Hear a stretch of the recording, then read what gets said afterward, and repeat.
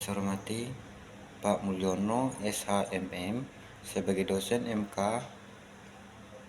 sebagai dosen mata kuliah aspek hukum dan bisnis, dan yang saya hormati kepada teman-teman sekalian. Di sini saya akan menjelaskan tentang materi aspek hukum dan bisnis.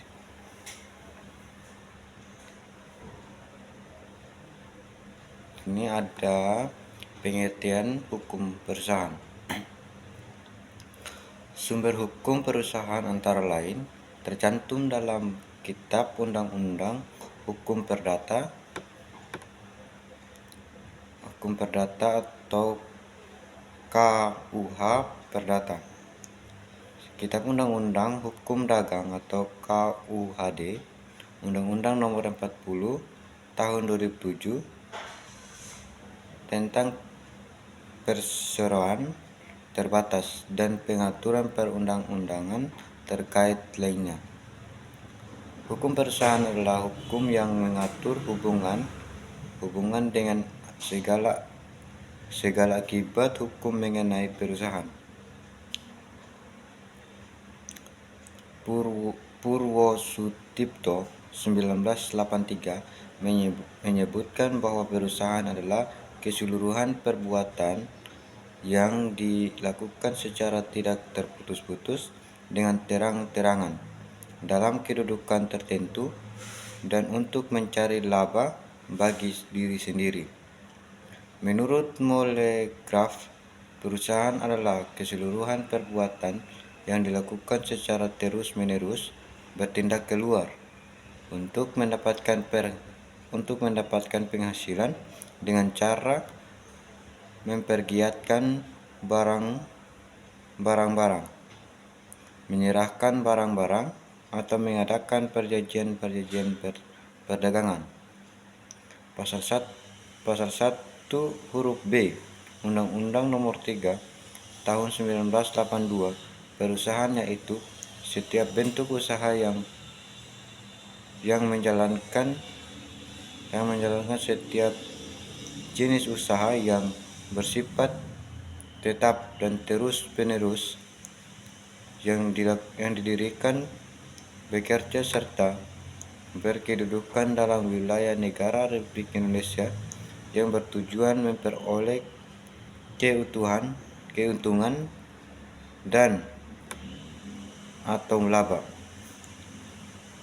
Menurut Undang-Undang tentang Perdagangan, pelaku usaha adalah setiap orang, warga negara Indonesia atau badan usaha yang berbentuk badan hukum atau bukan badan hukum yang didirikan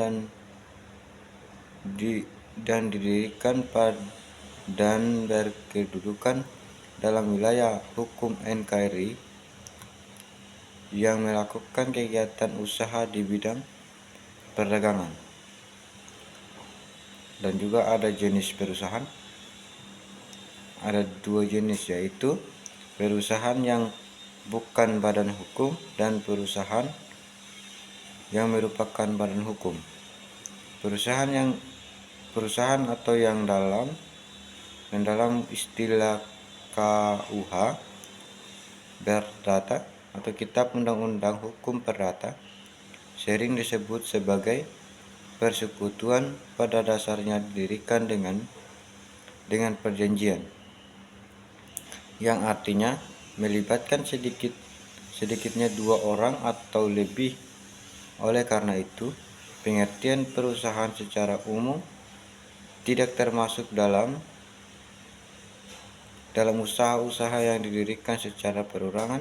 Namun demikian, pada kenyataannya, masyarakat Indonesia secara individu dapat menjalankan usaha perorangan. Perbedaan bukan badan hukum dan badan hukum. Ada jenis perbedaan. 1. Status harta kenyataan. 2. Subjek hukum. Dan yang ketiga, tanggung jawab kerugian. Ada juga macam-macam perusahaan bukan badan hukum. 1. Persekutuan perdata atau mazhab. 2. Firma. 3.